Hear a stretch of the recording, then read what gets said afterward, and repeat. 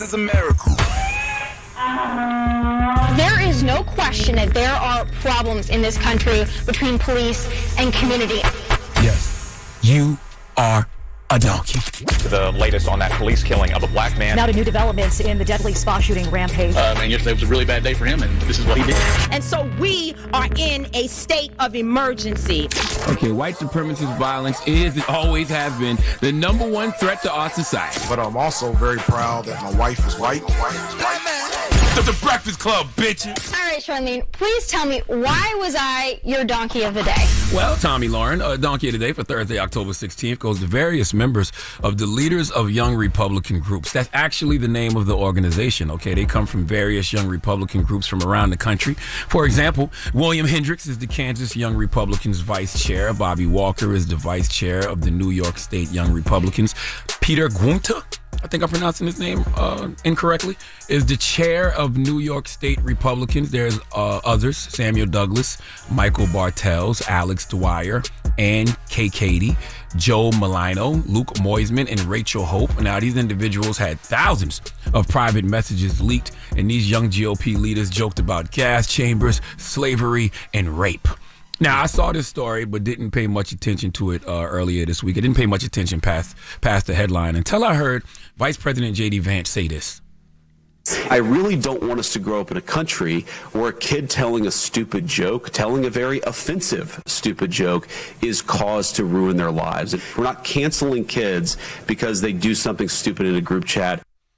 Now, that's a reasonable, logical take, except for these aren't kids. These are 24 to 35-year-olds. J.D. Vance himself is 41, so I don't know how he identifies these people as kids. But in theory, what J.D. Vance is saying, I agree with. The reality is kids do stupid things. They tell edgy, offensive jokes. Hey, we all do. I love an edgy, offensive joke, and I don't want to live in a country where a kid or anyone else telling a stupid, offensive, edgy joke is caused to ruin their lives. I agree with all that in theory, but I also hadn't looked at what was said in this chat before I heard J.D. Vance. Now, whether or not this is caused to ruin a life, I don't know. I don't even know what that means. I don't know if their life will be ruined by this, but I do know this is Donkey of the Day worthy. Because in this chat, they joked about putting their political opponents in gas chambers, to which one of them responded, "Great, I love Hitler." They talked about raping their enemies and driving them to suicide. They praised Republicans who they believe supported slavery, and they referred to black people as monkeys and the watermelon people. Let's go to NBC News for the report, please. New fallout tonight from a racist and violent group chat involving leaders of some young Republican groups, as reported by Politico. The outlet obtaining more than 7 months' worth of Telegram messages in which they say members muse about using gas chambers against political opponents. "I'm ready to watch people burn now," one person responds. Another describing rape as epic. The chat includes anti-Semitic comments and racial slurs against Black, Latino, Asian people, and other epithets used more than 250 times, according to Politico. The outlet says one person, after being told backers would support the most right-wing candidate for a leadership role, responded, "Great, I love Hitler."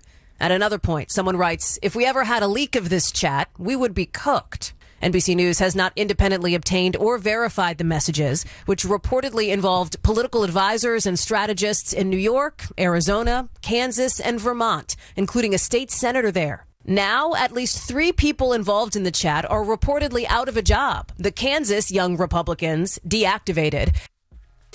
Listen, what's so interesting about this is one of them in the chat, as you just heard, worried about what would happen if their Telegram chat ever got leaked. But they kept typing those kinds of messages anyway. And the reality is, nothing is really going to happen because none of them are celebrities. Do you realize folks only get outraged when it's a celebrity involved? They're not celebrities or connected to any celebrity. They're just young Republicans. So those young Republicans will be used to reinforce the narrative that this current administration is racist and white supremacist. By the way, they've earned every single one of those accusations because J.D. Vance, I don't know how you read these texts and just don't simply denounce this. Okay, there's no way you read these texts and there's no way members of your donor class are not offended by these texts. Okay, back in July of 2024, Track APAC said that J.D. Vance received almost $170,000 from pro-Israel lobbyists.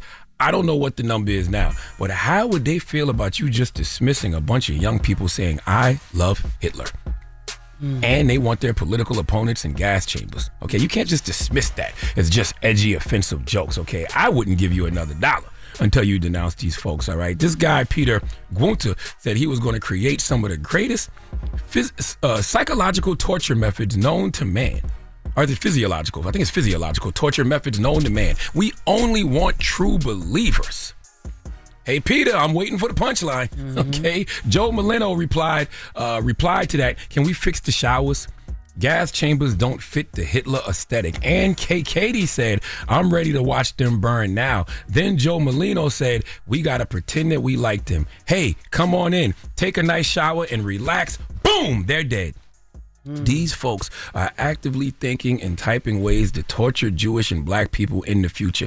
And I don't see enough online outrage about this. Okay, social media, y'all supposed to have been made them famous, all right? I know they're not celebrities. I know they don't host shows on ESPN. I know they don't have a podcast that gets millions of listeners, but they deserve that outrage, okay? Y'all seem to only reserve for celebrities that type of outrage, okay? But these folks are organized and strategically planning your demise. Let me say it slow for you so you know their names. Peter Gunther.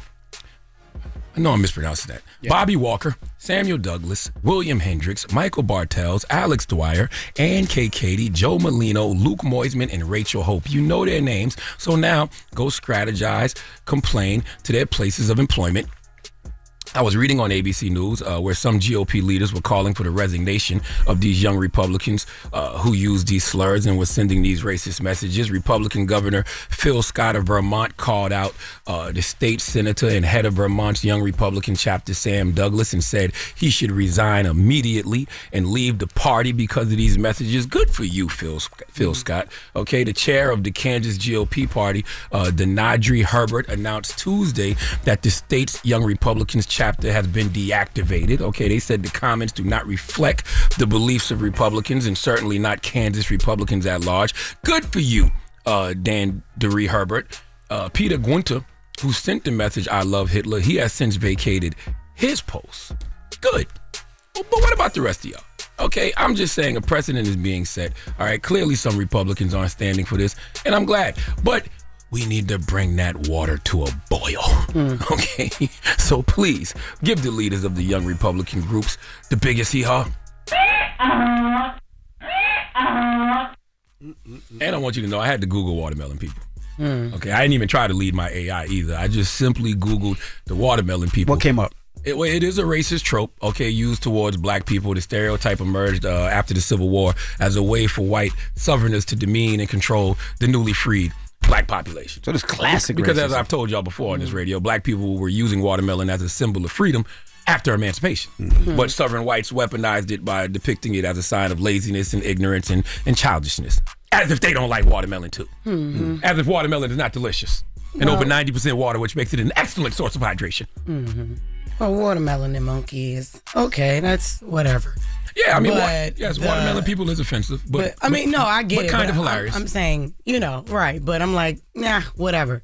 The raping and the, killing and the gas chamber and all that. Absolutely. Is what they need to be.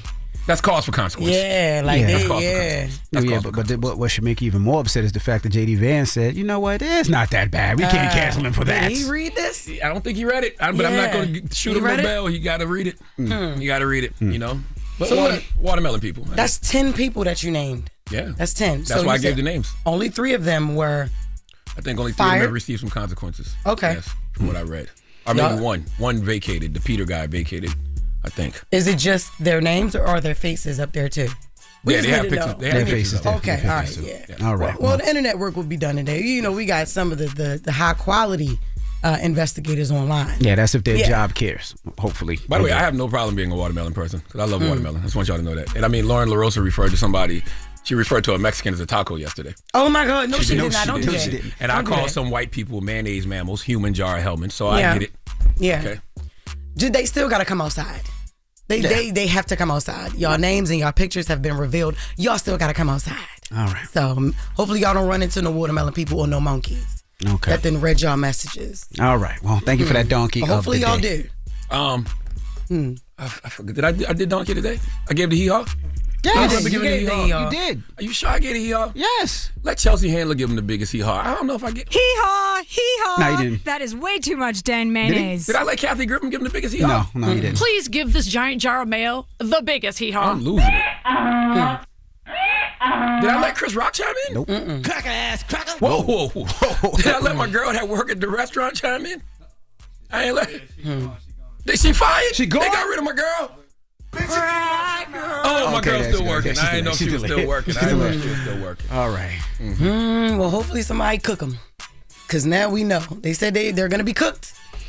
All right. Hopefully somebody cooked their ass. Up next, Jess Fix My Mess. Damn, that just came out of nowhere. Damn, Chris. Donkey of the Day is sponsored by renowned personal injury attorney Michael the Bull Lamonsoff. Don't be a donkey when you need a fighter on your side. If you're ever injured, go to michaelthebull.com. That's michaelthebull.com. And when you mess with the bull, you get the horns.